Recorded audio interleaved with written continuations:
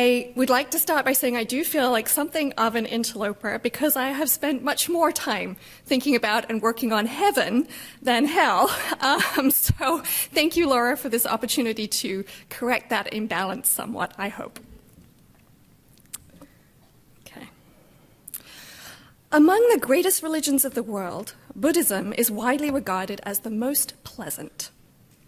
This is the opening of a typically penetrating essay by Donald Lopez on the perception of Buddhism in the West. He goes on to say that the Buddha is similarly considered the most pleasant of the founders of world religions. He never turned rivers of water into rivers of blood or caused a hail of toads. He just sat under trees and talked to those who happened to be passing by.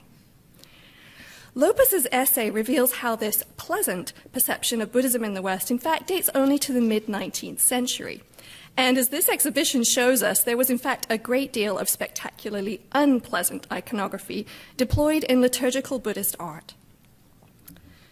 We have images in this exhibition, for example, of King Enma and the 10 kings who weigh the sins of the newly dead before they are carted off to the appropriate hell by demons. And this is an image not in the exhibition, but of the fiery horrors of the unremitting hell, where those who plummet to its depths meet with various horrific fates, including, as this poor soul, having your tongue stretched out and pinned to the ground with huge pegs. This is one of a set of 15 paintings that was produced in 13th century Japan with close reference to a number of textual depictions of hell.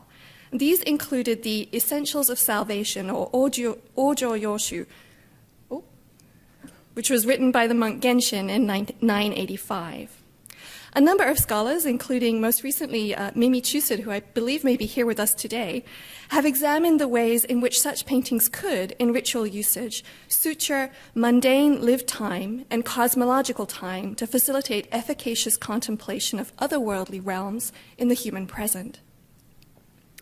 According to the Buddhist worldview, hell, or jigoku in Japanese, is not a singular permanent destination, but one of 6 paths, or the rokudo. In my talk today, we'll consider some of the earliest surviving painted renditions of these 6 realms, not in monumental wall paintings, but through close looking at afflictions revealed in 3 intimate hand-scroll format paintings.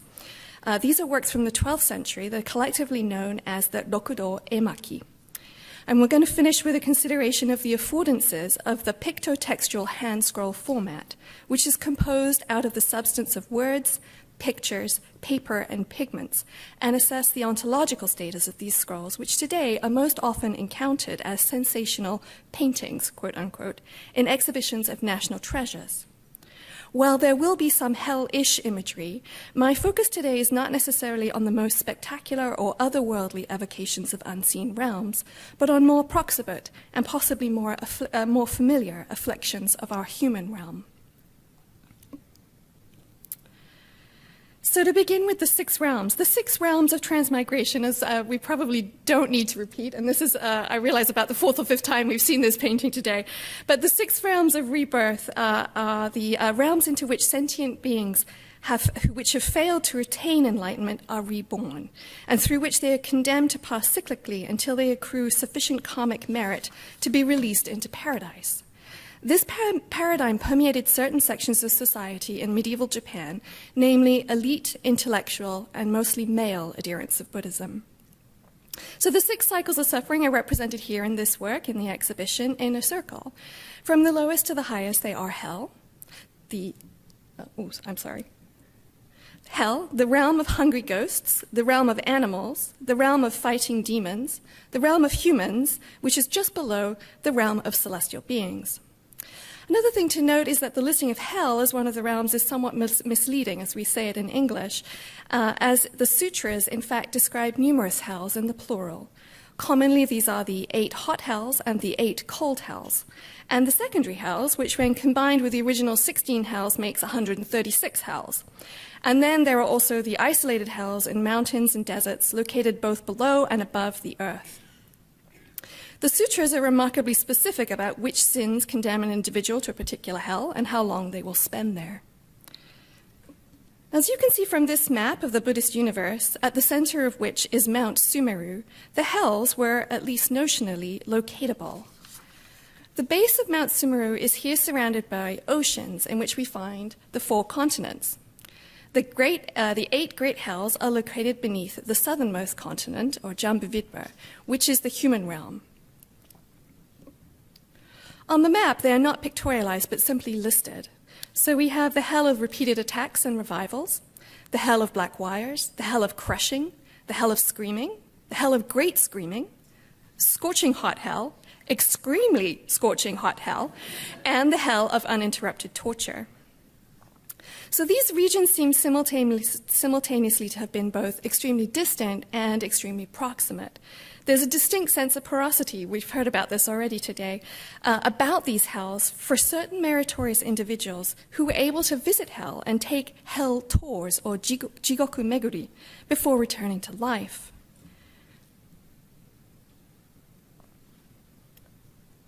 The virtuous monk Nichizo in the Metz hand scroll, The Miraculous Tales of Kitano Tenjin, is one such individual who, after passing away during meditation, was taken on a tour of the hells described in the Ojo Yoshu before being returned to life. And here we can see the monk at the gates of hell. Let's see if I can get this to work. Here is Nichizo.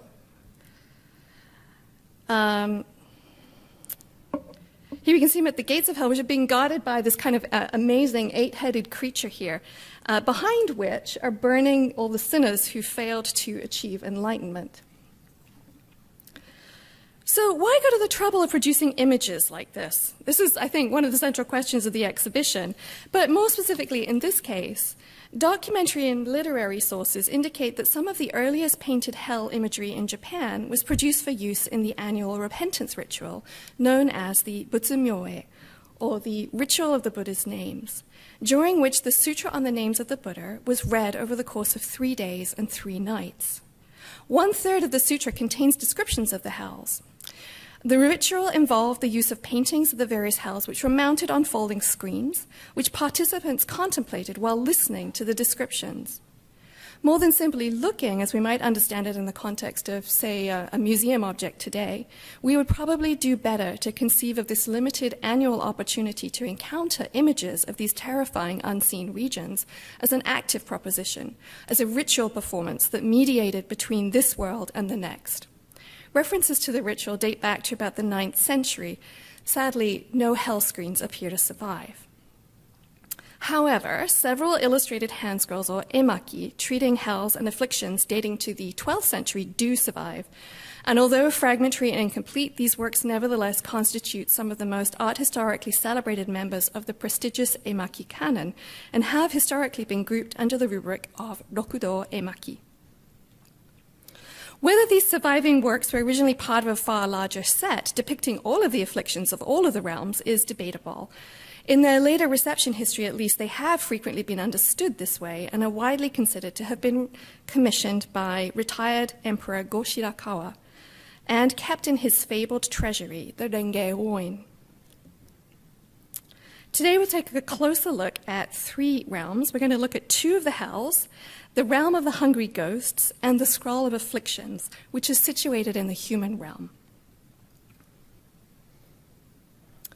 So hand scrolls, or emaki, reside in something of an art historical class of their own. They consist of many sheets of paper which are joined together, and these are then rolled around a dowel for storage. They're viewed from right to left and unrolled about a shoulder's width at a time to reveal alternating passages of inscribed text and painting. They physically resemble rolled sutras in many ways, but depart in others in that they are not solely manuscripts, neither are they purely paintings, but pictotextual objects in which words and pictures interact to create powerful entities with auratic resonances that far exceed the sum of their parts. The entanglement of text and image in hand scrolls is at one remove from works like this, which is a jewel pagoda mandala in which sacred icons or sacred images are constructed from the very matter of the sutra texts. But in emaki, in hand scrolls, the study of the similarities and the differences between their alternating pictures and texts allows access to the differences that those differences can make. Uncovering departures in the scroll texts and paintings from their sacred source texts, for example, can illuminate editorial intent or pictorial commentary. This kind of intimate access is a special feature of the affordances of the pictotextual surface of sacred emaki, composed as they are out of a complex intertextual and intervisual matrix of pre-existing sacred texts and images. So I thought we'd begin at the bottom with hell.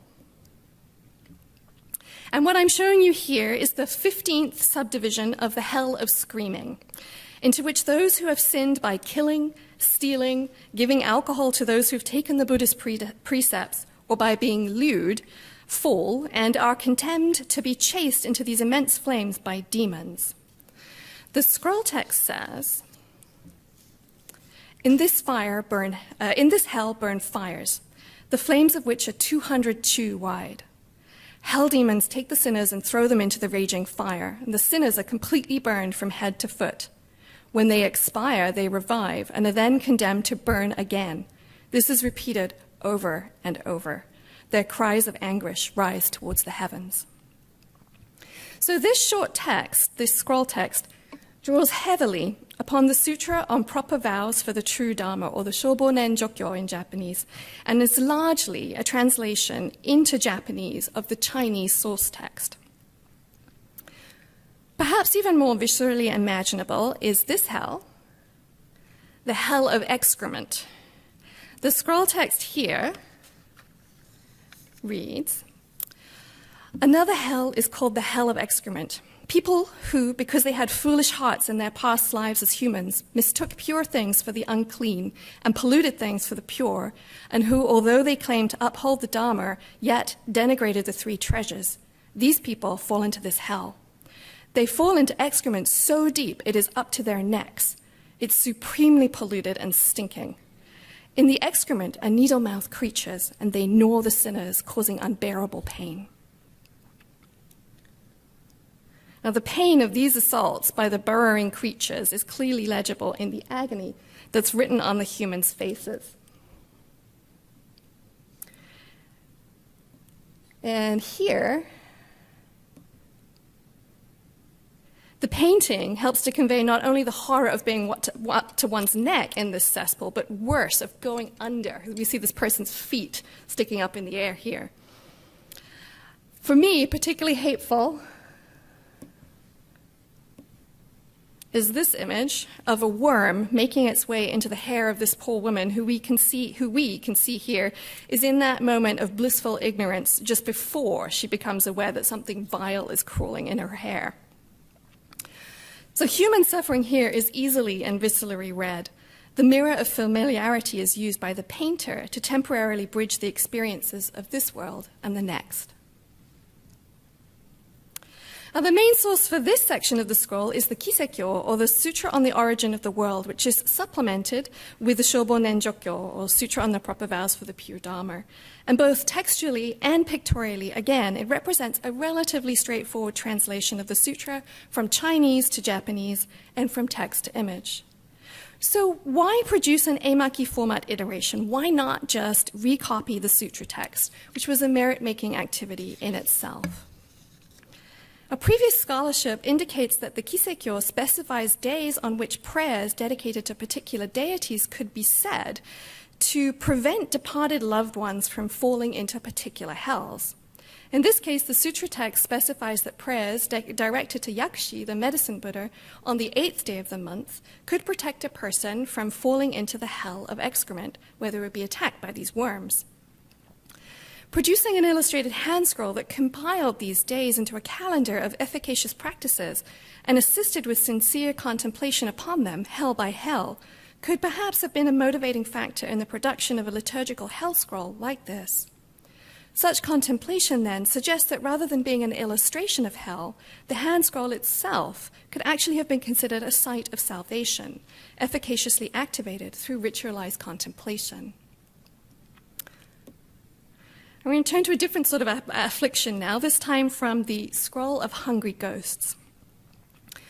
Greed, jealousy, deception, breaking the Buddhist precepts, and the inability to tame the mind. These are all karmic actions that can result in being reborn in the path of hungry ghosts, where sentient beings are condemned to live imprisoned in bodies that can only consume certain, mostly completely repulsive or extremely scarce things, leading to a constant state of starvation and suffering. As with the subdivisions of hell, many types of hungry ghostly fate are specified for specific sins. The Shobo Nenjokyo, or Sutra on Proper Vows for the True Dharma, describes 36 types of hungry ghosts, or gaki in Japanese, including vomit-eating hungry ghosts, flesh-eating hungry ghosts, and hungry ghosts that have to eat hot coals. So their primary prison is their body, which was invisible to human beings. So what might this body have looked like? The painting I'm showing you here is now the first section of the Scroll of Hungry Ghosts in the collection of Tokyo National Museum. Unfortunately, the textual portions do not survive, but there is consensus that the emaki was based on the Sutra on Proper Vows for the True Dharma. So what we're seeing here is a banquet scene with several musicians, including a lute player and a woman playing the koto, providing entertainment for guests. And if we look a little bit more closely, we can see that the human guests are not the only people in the room. There are a number of tiny creatures, hungry ghosts, who are clambering on the male guests, clawing at their faces, and in this case, at their ears, perhaps seeking sustenance of some sort. Although we, the viewer, can see them, the men seem entirely unaware of their presence. The women, on the other hand, are unencumbered by these creatures. Now, these hungry ghosts appear to be hungry ghosts of desire, or yokushoku gaki, and according to the sutra, these beings were, in previous lives, attached to clothes and magnificent adornments. They traded in sex and gave alms that were tainted by their unclean minds. And when reborn as hungry ghosts, they had the ability to take on multiple forms, including as tiny ghosts that could break into people's homes. The sutra also says, when these sentient beings are reborn in the human realm, they will be reborn among entertainers, be attached to clothing, and sustain their lives through reckless amusements. On the basis of this description, the Buddhist painting specialist Yamamoto Satomi has concluded that the women entertainers in this painting are not bothered by hungry ghosts physically crawling all over them because they are themselves hungry ghosts, namely those who've been reborn in the human realm as entertainers. This unknowing proximity of hungry ghosts is further developed in a second scene, this time in an alleyway that's being used as a public latrine, where we are treated to a view of several people who are squatting about their business, again, apparently completely unaware of the hungry ghosts that frequent the latrine, or the shibengaki, moving among them. Interestingly, there are a number of formal resonances between the ghosts and the humans who are sharing this polluted space. This woman here, who's hunched over in a sort of brown, now brownish-colored cape, kind of resembles, both in color and in shape, the swollen, starving ghosts, which are these brown figures with the sort of wild hair that are interspersed among the people. We also have this young woman here, sort of sitting in a slightly pensive attitude, and next to her is a ghost who seems to be mirroring that same sort of posture. And then we have, at either end of the group, sort of bookending these two ends of the group, we have this elderly man here and this ghost here.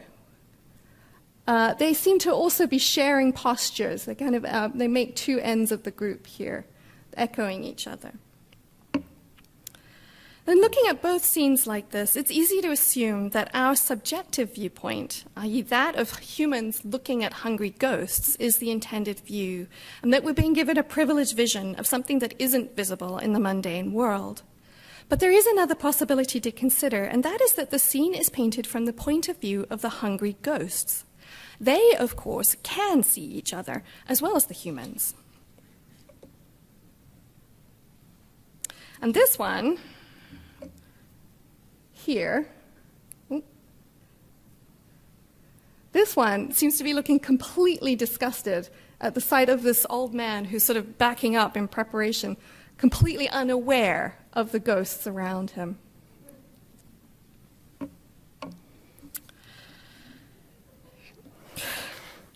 So the surprise of encountering a scene like this among 12th century hand scrolls, which is a genre that's usually associated with exquisite refinement, has historically led to the interpretation of this scroll as admonitory or intended as a visual deterrent through the excitement of disgust.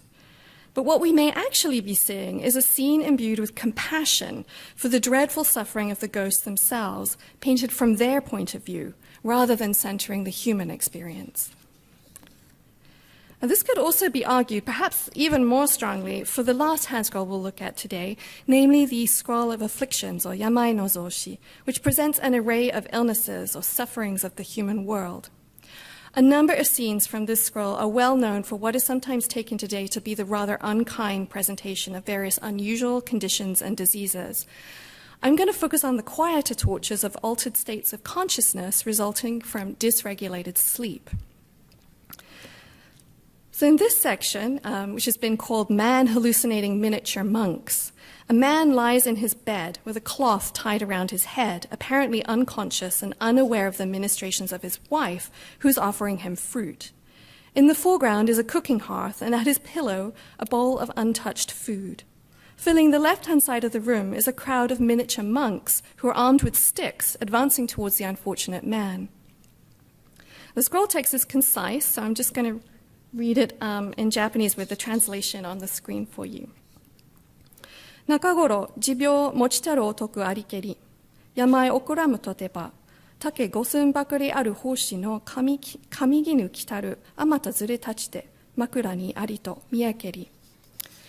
So recently there was a man with a chronic illness, and when it came upon him, he would see mobs of miniature monks, 5 sun high, and wearing paper robes, crowding around his pillow. Now, the scroll text appears to be based, in part, on a section from the Sutra on Proper Vows for the True Dharma, which contains a section in fascicle 66 that says, in the human body is a type of wind known as the spirit of mischief. And when this is not right, then it practices deception upon the afflicted and all sorts of mischief during sleeping hours. Demonesses are made to walk in his dreams, and lies pierce through the truth. One cannot even contemplate eating. Now, the description of the hallucinations while trying to sleep seems to relate at one level to the painted depiction of this hallucination, as does the final line of the sutra text, which says, one cannot even contemplate eating. And although this is not included in the textual portion of the hand scroll, the painter indicates with the unacknowledged fruit, which we have here, and then also the bowl of untouched food at the man's pillow, that indeed he cannot contemplate food. But what about his dreams? The sutra text described demonesses walking in the afflicted person's dreams, but in the hand scroll text and in the painting, we have miniature monks. What we seem to have here is a combination of a popular Buddhist tale with the sutra text in the composition of this hand scroll. And it seems to be a popular tale that was anthologized in both Tang China, in the Buddhist encyclopedia known as the Forest of Gems in the Garden of the Dharma, that describes a man who falls ill and into a hallucinatory state in which he sees miniature monks who are armed and advancing upon him. His son fetches a Buddhist priest to expound the sutras, and when the miniature monks attempt to return, they are repelled by the presence of the priest, and they resolve to go elsewhere. So here we can see the editorial hands of both the author and the painter working, judiciously adding both narrative material and pictorial commentary to increase the cognitive connectivity between the viewer and the hand scroll. So to wrap up our brief hell tour, I'm just going to close with a few comments about the nature of the so-called Rokudo Emaki, parts of which have survived the vicissitudes of numerous cycles in the human realm. Centuries of care, reflecting the significance of these scrolls to generations of humans, has ensured their transmission. Today, they are designated national treasures and important cultural properties. They're widely published and exhibited, and in some cases, they're freely accessible to us online in high-resolution digital photography. These are the affordances of modern scholarship that allows us to make our own surveys of unknown realms. The intimate hand-scroll format promotes immersion and serves a worlding function, providing an environment in which individual experience can be temporarily sutured to the infinite scales of Buddhist cyclical time. Editorial enhancements to the scroll texts and paintings, as we've begun to see, produce a lithe and proximate surface that allows the viewer a sense of what otherwise remains invisible or experientially inaccessible. Visibility, the scrolls reveal, is not necessarily a function of location. The sensitive viewer is presented not only with a view of the usually unseeable, but also, thanks to the episodic construction of the emaki, with pauses that vary the degree of immersion. When one pauses to reflect on the experience of seeing others, such as the man enduring hallucinations, for example, one becomes aware that in experiencing the impossible view of both the man lying in his bed and his hallucination, we're in fact also being offered a self-conscious view of ourselves, the opportunity to see ourselves seeing, in other words, of ourselves as other. Through subtle textual and pictorial editorial interventions, this scene calls upon a viewer's pre-knowledge of the sutras and of popular Buddhist tales, as well perhaps of their own experience of liminal states of consciousness, such as insomnia, vivid dreams, or hallucinations, in which the question of what is real, of what is this-worldly, and what is otherworldly can dissolve in alarming ways. These emaki still have the power to induce us to see differently. But seeing itself must also be interrogated. What did it mean to see these scrolls? How did they work? We cannot be sure, but documentary records seem to indicate that they were known to be housed in the celebrated Renge-Oin treasury of their likely commissioner, Emperor Go-Shirakawa. Occasions on which they were viewed were very particular, invitation-only affairs that almost certainly required ritual preparation for the very privileged few permitted to do so. Their viewing/reading protocols may well have been connected to the ritual calendar, and ritual engagement with other sorts of hell paintings, as far as we can recover it today, suggests the emaki themselves may have functioned not as illustrations, but as sites of salvation. More than this, though, their creation, their dedication and preservation within the treasury suggests a broader context for its similarity to the demands that are made by the sutras themselves, that they be copied, chanted, internalized, and preserved within repositories. Their creation and dedication to the imperial treasury represents a merit-making function that supersedes the values we tend today to attach to optical availability. Such scrolls, I would argue, instantiate sacrality in large part simply by coming into and remaining in being, and in their role within the syntax of a collection whose functions aimed both cosmically high and, as we have seen, hellishly low. Thank you.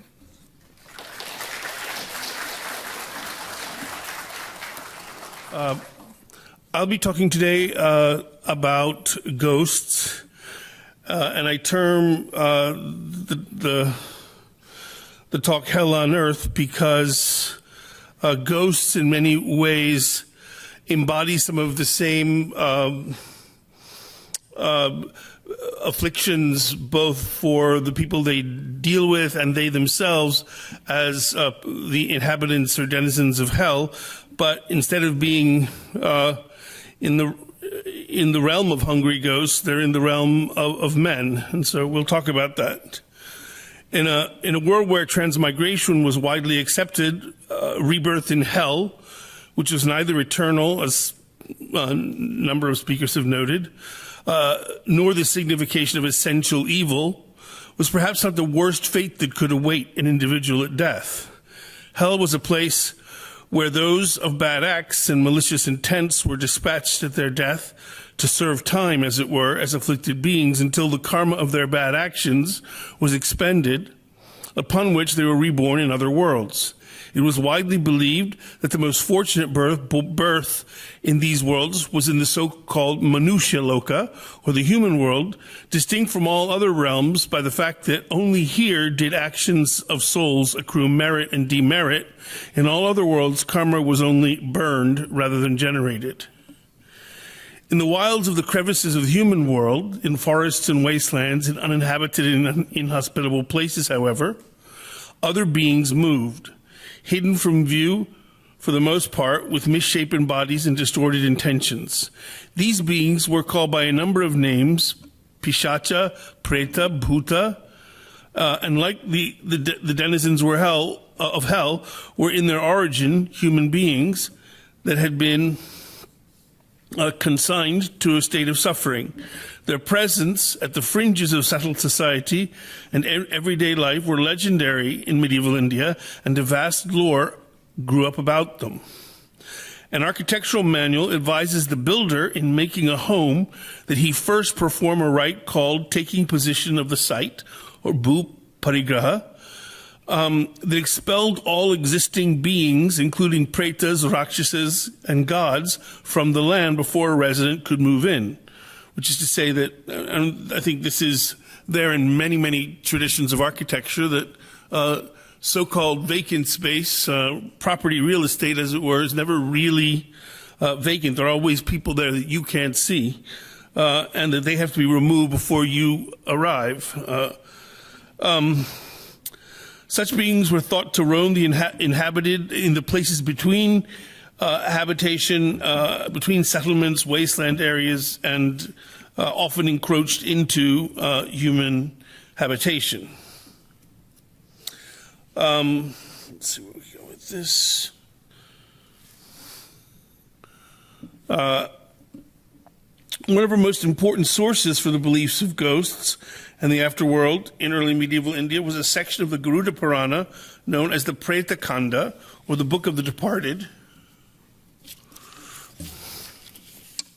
a voluminous but loose collection of tales, doctrines, and ritual prescriptions that circulated very widely before being incorporated into the Garuda Purana sometime in about the 10th century. The Preta Kanda is concerned with omens and rituals around death, the fate of the soul after death, and its path to Yama, who we've heard about this morning, the torments of hell, and causes of ghosthood.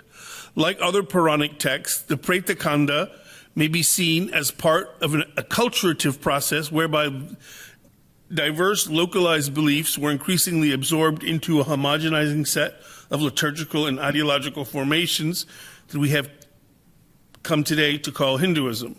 What I mean by that rather cryptic statement is that many scholars of the Puranas have understood them to be texts that composed between the period of roughly 300 AD and 1200 AD, and then even later, as a religious text that saw a tremendous amount of local and regional material, religious practices, become incorporated into what some scholars call Brahmanism. I'm not really a fan of that idea, but the process, however, is okay with me. The idea that there's an amalgamation of localized and sort of what you might call more ecumenical or hegemonic religious doctrines and practices. And so the Puranas contain a lot of very interesting material with thinking about the spread of the ideas that today are often considered to be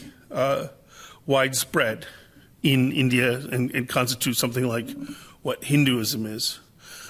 Most typically, according to the Preta Kanda, when a human is about to die, he or she is approached by the servants of Yama. The soul of the human body is painful. We've seen this, is painfully dragged out. The soul of the individual is painfully dragged out of the human body by Yama's servants and is taken to the world of Yama. Generally, this soul is called a preta. The preta takes on a new body as different pinda rites. Pinda is a small rice ball. Are offered to him by his relatives. Having assumed a new body, the soul feels extremely hungry.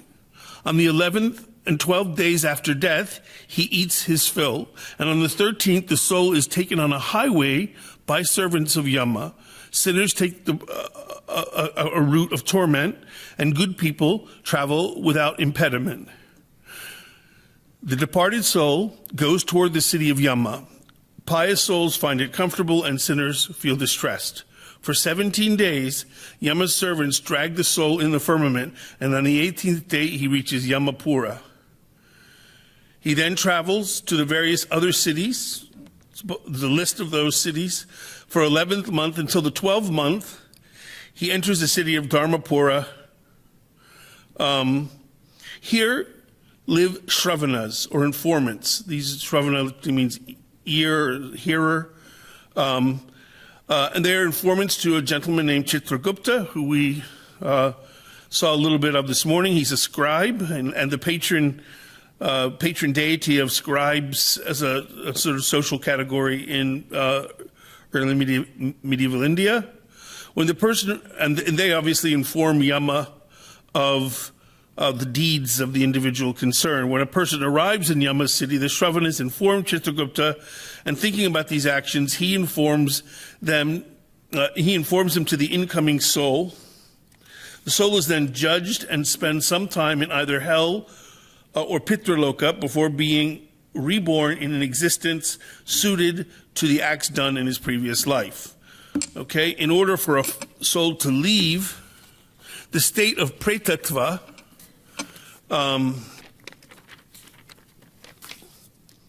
or ghosthood, and to enter Pitraloka, he must have the Sapinda rites performed, and also the a rite called the Vrishotsarga, which is the freeing of a baby cow, performed by his relatives.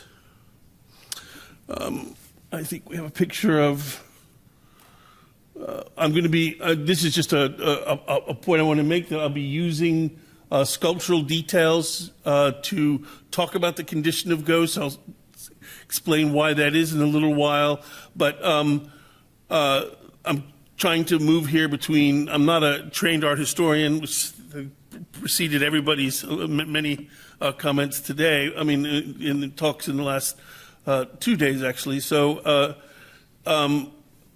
But here we have pictures of, or sculptures of Yama and a hero stone on the left, which depicts a certain kind of death of someone who dies in a battle and is transported directly to heaven without going, I believe, to Yama's place of judgment. And that was something very special because there was no body often to be recovered from. I'm trying to think about why this is, why people who die in battle go directly to heavens rather than go through the long process of having their rites performed for them. But I think that's largely because of what happened on the battlefield, which were often the non-recovery of viable bodies to perform rites on. And you'll see what I mean by that shortly. But here we have a depiction of Yama on the left, on your right.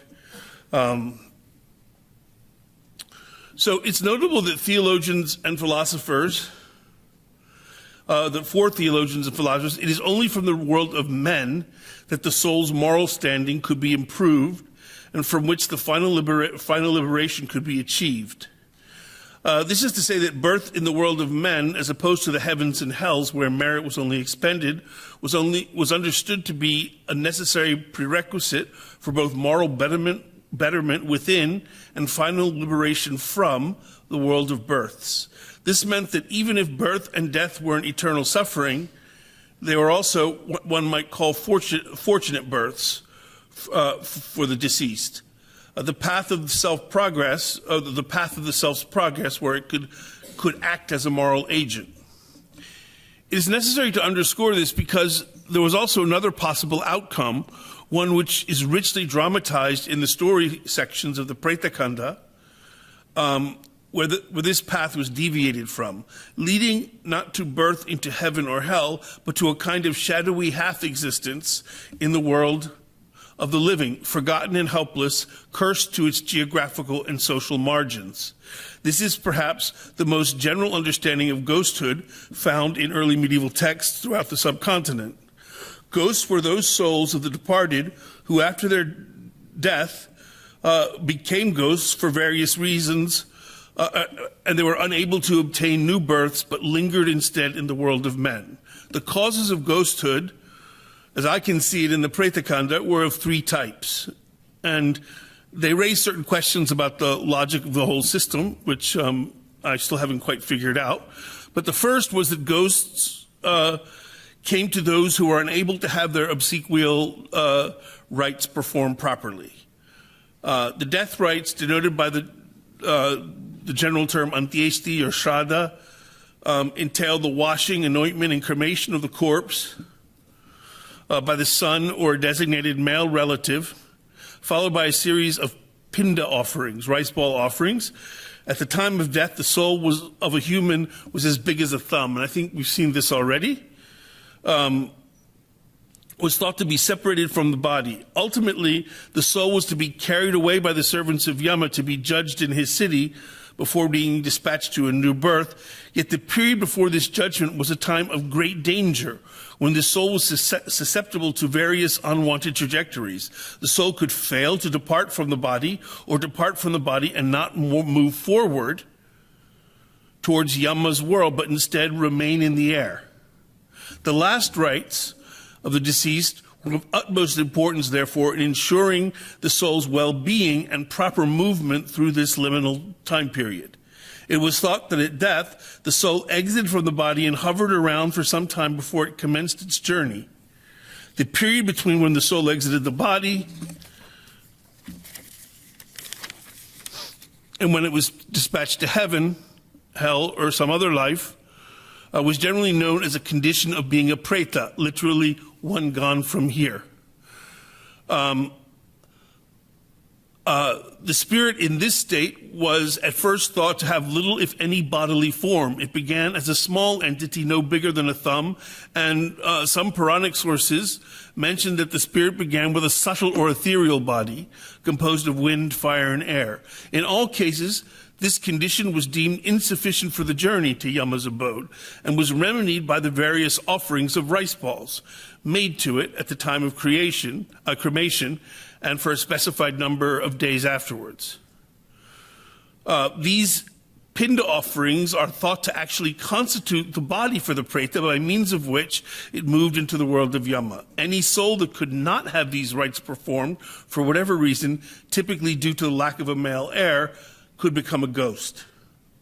Related to this etiology were what the Preta Kanda calls bad deaths, under which it included a diverse array of unpleasant scenarios, including death by snakebite, poison, tiger, bull, or other horned animals, falling from high places, drowning, burning, suicide, murder, murder at the hands of a menstruating woman, murder at the hands of chandalas, which are, can say something like Dalits or untouchable groups, Shudras, by weapons or on horseback or in captivity, to name the most prominent. And there's a whole list of unfortunate deaths, what are called kumrityu. The idea that ghosthood derived from unfortunate, untimely, and violent or otherwise tragic deaths is one that has had a long history in South Asia and is richly documented in contemporary ethnography. Moreover, and I should add to those, any death connected to childbirth was also considered a kumrityu. Moreover, according to the Preta Kanda, there were these were known as bad deaths because they often had no pinda offerings associated with them, and thus were apparently variant scenarios of the more mechanical cause of ghosthood, the lack of antiesti or death rites.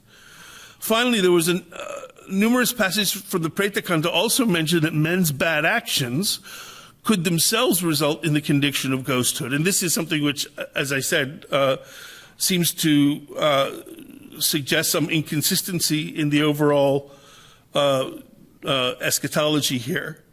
Men attained pretahood by stealing other men's riches, indulging in sexual intercourse with other men's wives, or by doing acts of treachery.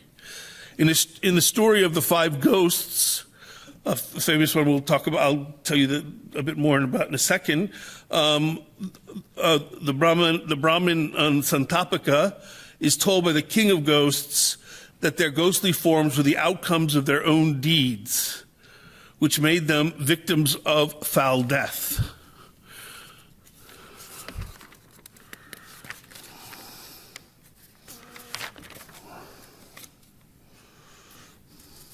The subject of ghosts is dealt with by the Preta Kanda, the lifestyle and the condition of ghosts, through the narration of different stories, particularly around the wanderings of the Brahmin Santapaka and the king Babruvahana.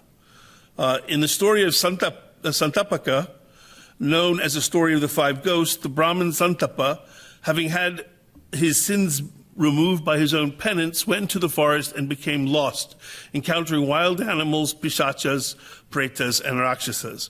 One day he saw a corpse tied to a banyan tree and 5 pretas eating it. They saw the Brahmin and ran towards him to devour him, speaking their own language. Paishachi. The Brahmin praised Vishnu, and this comes from a Vaishnava Purana, at least I think it's a Vaishnava Purana, although some people claim it's a Shaiva Purana. My reading indicates it's kind of a Vaishnava Purana. The Brahmin praises Vishnu, who comes to the rescue. On the way, Vishnu sees Manibhadra, king of the Yakshas, and tells him to destroy the ghosts and take away the corpse. Being instructed to take the form of a ghost, Manibhadra appeared before them and snatched the corpse away. The ghosts then went towards the Brahmana. They were going to kill him and then remembered their own past births. They circled the Brahmin and spoke reverently to him. They say that they have been absolved by the right of a Brahmin. They gave their peculiar names and sins, which explained their birth as ghosts with peculiar disabilities like needle mouth. The Brahmin asked them about their way of life and their food. The ghosts respond, consistent with our last last presentation. Taking this illusory form, we wander over this wide region. We suffer from terrible distress, O Brahman. You can judge from our deformed faces with protruding lips and twisted shapes. Our teeth are long, our bodies are huge, our faces crooked due to our own misdeeds. Thus I have told you how we were turned into ghosts. Now hear, O Brahman, what our diet is. It's extremely loathsome, despised by all living beings. On hearing it from us, you are sure to hate us. It is so despicable. Mucus, secretions, feces, urine, gathered with other exudations of filth, as well as leavings of food, constitute our diet. This leavings of food is, I think, significant. We eat, drink, and revel in the house where people do not pay attention to cleanliness and where they scatter litter endlessly. We haunt unclean beings as well. We lick up the urine mixed with semen that drips from the vaginal passages of widows having illicit intercourse with their paramours. So it doesn't get any worse than that, supposedly. Another set of stories features a king named Babruvahana, who, while hunting, again, not in the space of the village or the town, but outside, came to rest by a lake. While sleeping, he is spied by a kingly ghost with hundreds of attendants who were all skin and bones. Babruvahana asked him to state the facts of his life. The ghost relates that he was from Vidisha, born of Vaishya parents with the name Sudeva, and that he was largely virtuous, propitiating the Pitras, or his own fathers, giving to Brahmins, but he had no progeny, kin, or friends who would perform his funeral rites. For this reason, his ghosthood became perpetual. The idea then is that, that what is a moment in a soul's life becomes an eternity.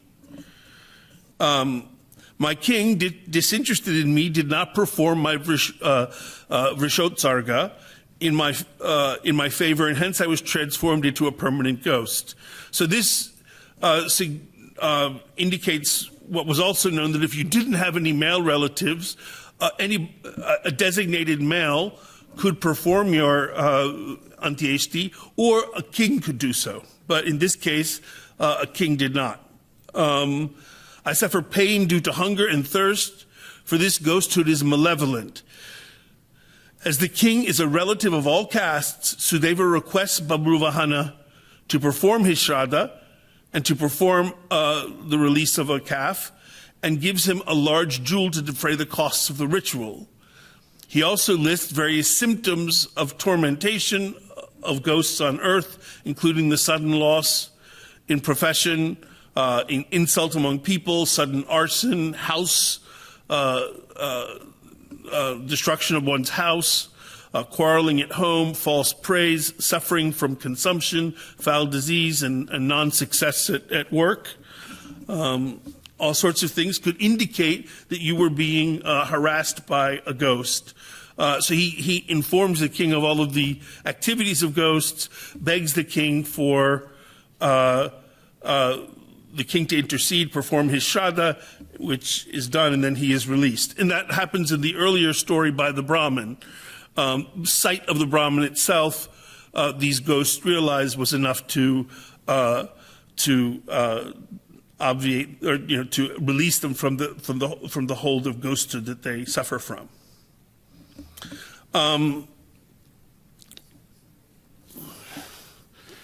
Here I have some pictures of ghosts that appear as attendants in representations of Shiva, known as Bhairava, or Parvati, his spouse, is Bhairavi, and you can see the bony feet, and compared them on the right side, compared it to a non-preta limb.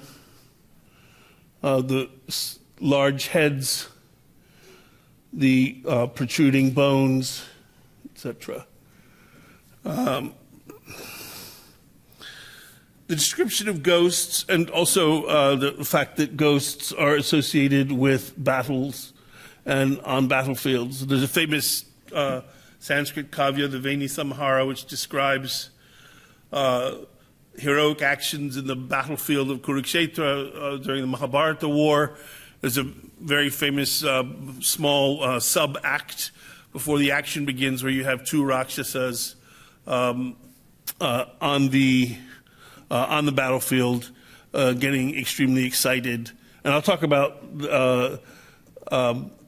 the dances and happiness, the sort of dances of joy that these creatures have in just a second, but this is just a depiction of them in battles. The description of ghosts makes several points very clear. Firstly, pretas, while potentially exuding malevolence towards their own families and others more generally, were first and foremost pathetic beings. The punishment and suffering of ghosts was most immediately palpable around their physical deformity, particularly their emaciation. They are imagined as having large misshapen heads, sunken eyes, long and dry tongues, and bony, sinewy bodies, sometimes with pot bellies that are swollen from the absence of eating.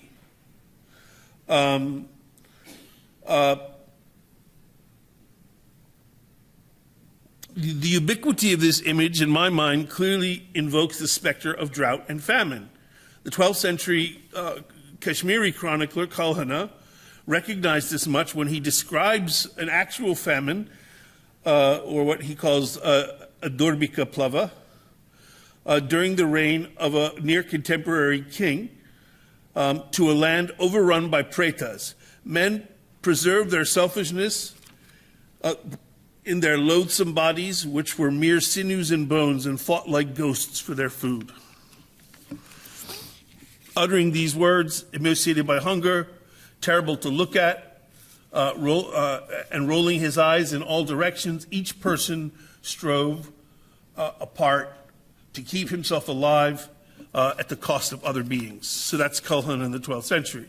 What is more, the focus on the diet of ghosts associates them not only with the depredations of famine, but everyday indignities of caste society.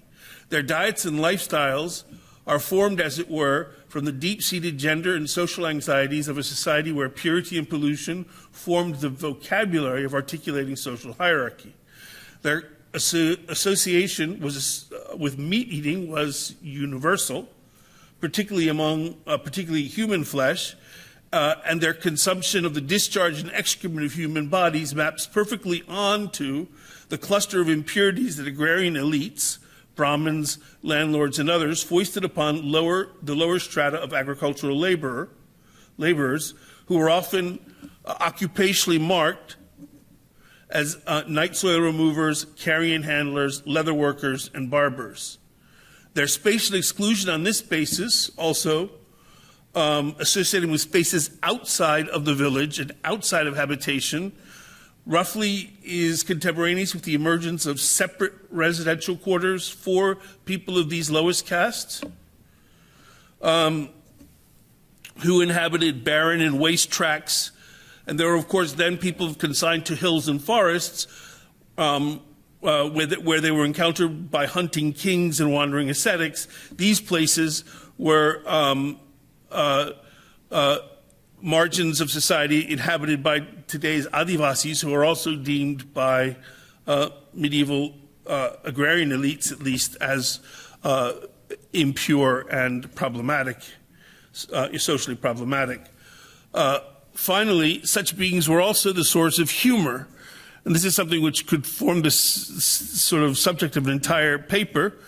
But I just wanted to touch on it.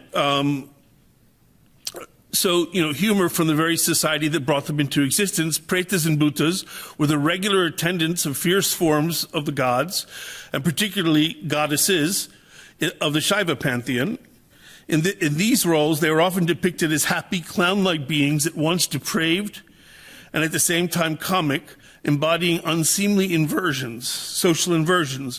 One literary text presents a Brahmin and Jain ghosts fussing over hairs that get into the flesh and blood that they eat on a daily basis, obviously making fun of the dietary habits of Brahmins.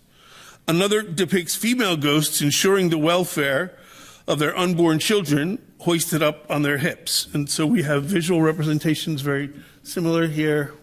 These are attended ghosts that have taken limbs of, in one case, a hand, in another case, a leg from presumably from the Shmasana or the cremation ground, or possibly battlefields, wherever they can find corpses to eat them. And here we have depictions of, on the bottom right, we see the depiction of a mother and child preta.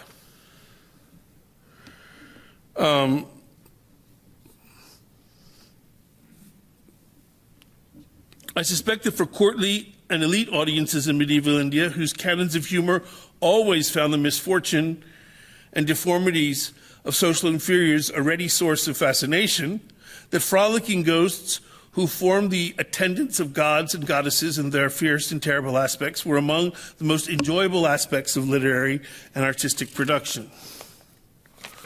I think that's all I have for you today, so we can take up any further questions in the any further issues in the question and answer. Thank you.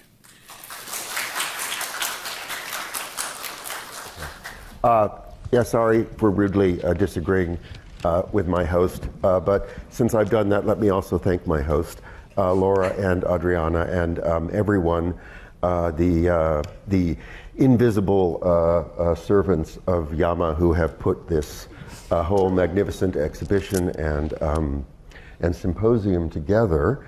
I will keep my questions short so that there is time for conversation with all of you. But since the title of our panel is text and image, I wanted to just ask you all to think about that and to talk about that. I mean, Rachel was describing what she calls pictotextual objects, which are something other than pictures, something other than text, and there's some kind of third thing.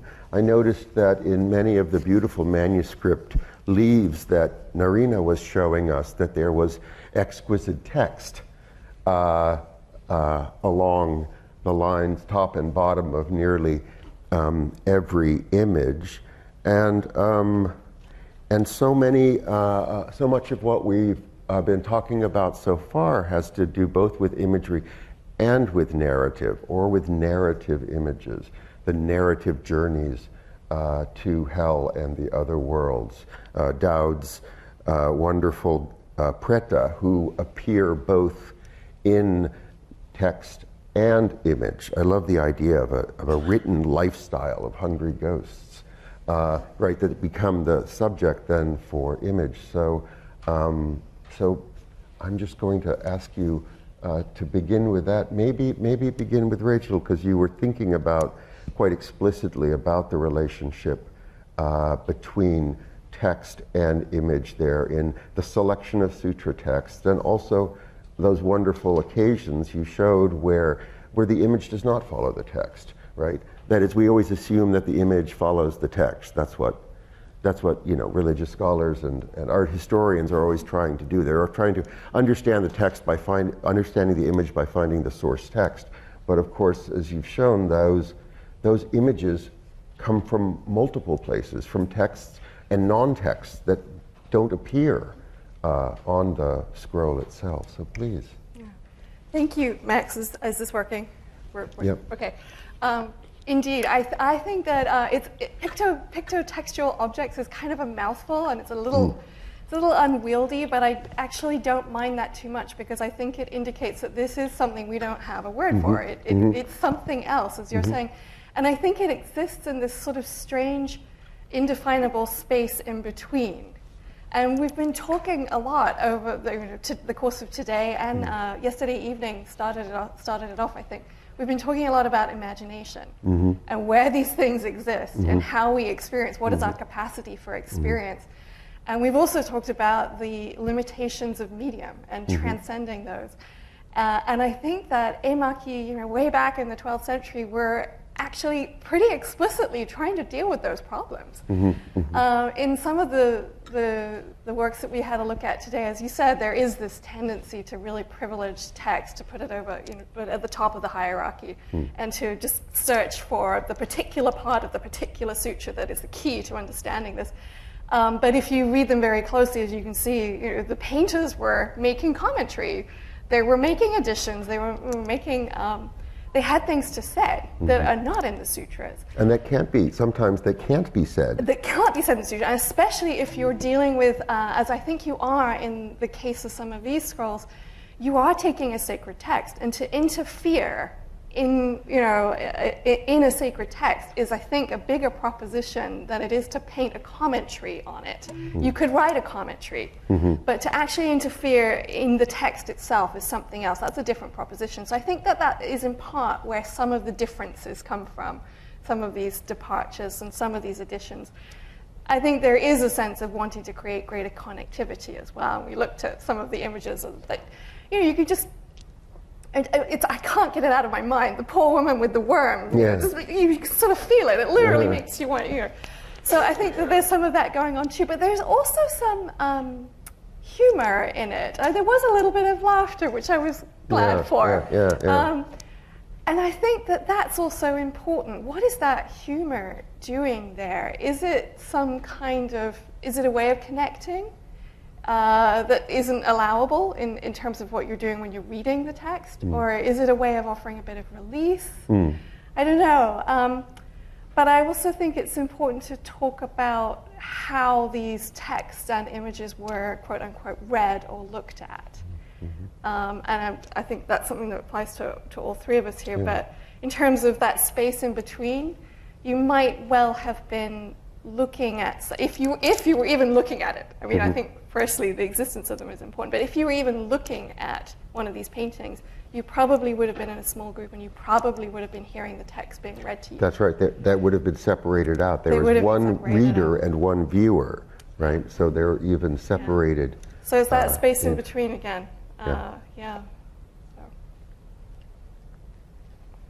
In my case, it's a more strained relationship, and it's interesting to contrast it with Julie's paper, because I think so I have these sculptures, and those of you who've seen me present on ghosts before know that it's a long-term interest that began with a literary text, and then I found a body of a corpus of sculpture in which these ghosts are kind of almost a necessary marginalia to the representation of cultic images, but yet they fit the descriptions in the literary texts of what ghosts are perfectly. So, but I'm convinced that, temple sculptures at least had as like depictions of horses and women. On the one hand, you could say that every image has its own liturgical function in the temple program, but modern Hindus today, and I myself, become very interested and very amused by the lesser important figures, where artists, I believe, had a greater license to play around with figures that were supposed to be playful, the ghosts, and that seemed to me immediately to connect to the literary text, which often depicted them in comic ways. Then I began to read more about what ghosts are and these stories and the larger kind of context of ghosts. But in some ways, I'm reading not against the grain of what the intended sort of like purposes of those images are for, but focusing on things that I don't think have to do with the liturgical uses of the image. So it's a kind of nice contrast. I would say that both of those things are possible types of readings that one could have of imagery. I mean, I think the sources that I've looked at, there are many more texts than there are images. The images are more rare than the text. The texts, they're all of them that you could dream of and some more. And what's interesting is then the text also, there's so many variations in the text. It's not like there's one standard text. So for me, to answer that question, we really need to consider audience, which is who is actually accessing these texts and images, and then that allows us to question the production and the circulation, which brings us to courts or non-court settings. Wonderful. Shall we open it up for questions and comments from the group as a whole? Yeah. And you can raise the house lights so that we're not blinded and can see who's speaking. Can you hear me? Yeah. This is sort of a general question for not only this panel, but for Francesca and also this morning's panel. But the topic of this show, and also the mention by Francesca, and I think yesterday was actually Sebastiani, we're talking about architecture. And I'm thinking about liminal space and ghosts. Things like ghosts, bridges, rivers. How important is this liminal space to our understanding of hell? And can we talk about hell without talking about these liminal spaces any more than we can talk about hell and not talk about the garden or paradise, paradises? And what's the function of them? I mean, since I brought up the idea of ghosts, I mean, I guess I should be able to have some thoughts about that. I'm not sure I can fully answer, but it seems to me, I mean, given the etiologies of ghosts, firstly, I should say that, one of the things I found out about, I mean, this is, often the case studying the religion of Hinduism, that, popular beliefs often vary quite widely compared to, textualized canonical beliefs. And so localized communities in India today, we were talking at lunch, even believe in ghosts and jinns together, and Muslim ghosts and Hindu ghosts, all in the same village in different places, all with different properties. And somehow this kind of liminal world is negotiated by people in a multi-community environment, which is something that, I find quite fascinating, given the fact that we tend to come to these objects of study through the disciplines of separate, discrete religions. The terminology for ghosts is incredibly diverse. I've been attacked by Sanskritists who've told me, well, no, a Preta is this, and a Bhuta is this, and a Pishacha is this, and a Rakshasa is this. But I can assure you that the Sanskrit texts often use the terms interchangeably. So, I mean, there's been one book on Indian quote-unquote demonology, which makes the point that, the texts present a vast array of heterogeneous beliefs. And so I think that doesn't exactly answer your question, but to me, what it seems that that there is definitely a connection, but it can't be reached by the study of canonical texts alone. And canonical texts present us with quite a lot of contradictions in that regard.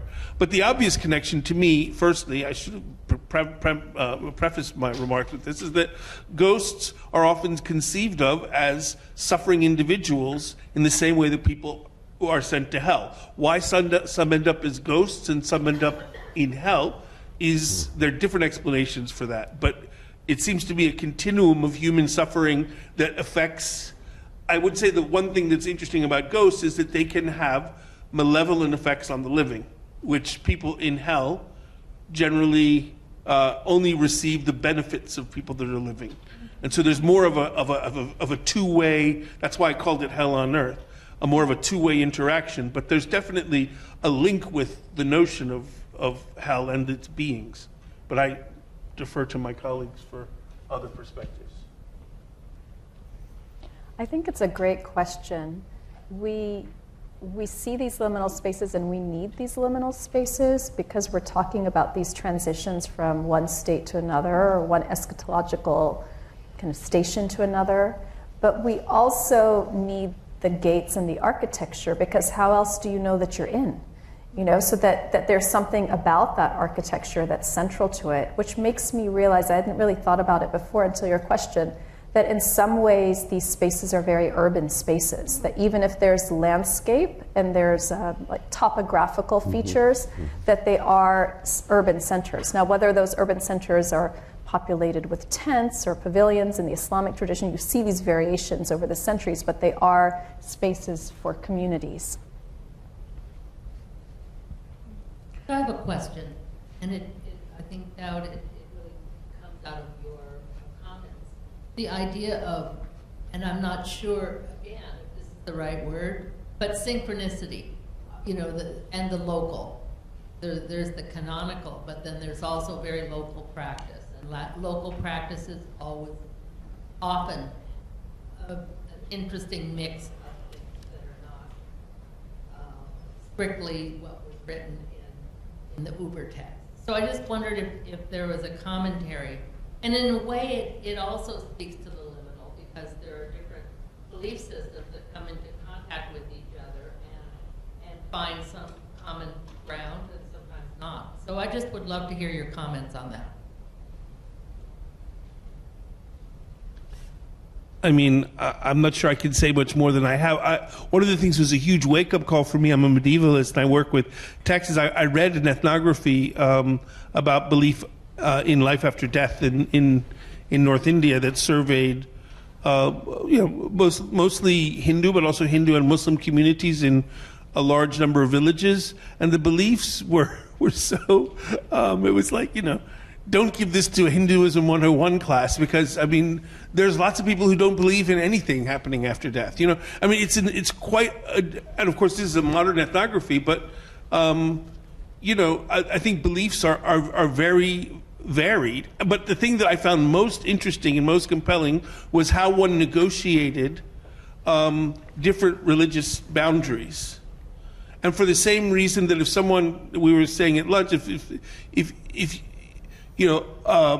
a woman who can't have children, a woman, or someone who's got a liver disease or something, or any kind of ailment, they will avail themselves of mosques, churches, and dargahs. Sorry, I should say dargahs, churches, and temples for whatever works. And this is a phenomenon that's everywhere in South Asia.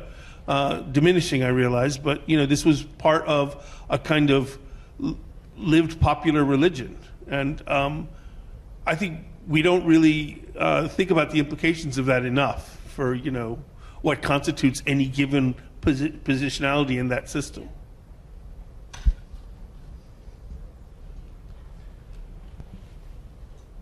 Okay, this is a question that comes somewhat from the realm of lived popular religion. I was struck in all of your presentations, the first batch we heard, the question could have been posed as, where is hell and who lives there? How do you get, what do you do wrong that gets you into hell? As the discussion sort of slides between hell and who lives there, well, unsettled ghosts, how do you get to be an unsettled ghost? The conversation seems to have shifted from, there are things, sinners and violators and so on, but there are also, how much control does a person have over being murdered by a menstruating woman? And then the one that I find, that it crops up a lot in the world I'm most familiar with, those who die in battle. They're going to serve their society, they're going to serve their king, but they died violently, but they died far from home.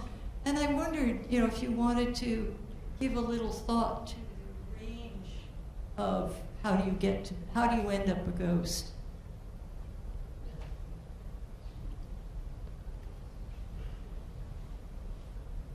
Dying in battle is very clear.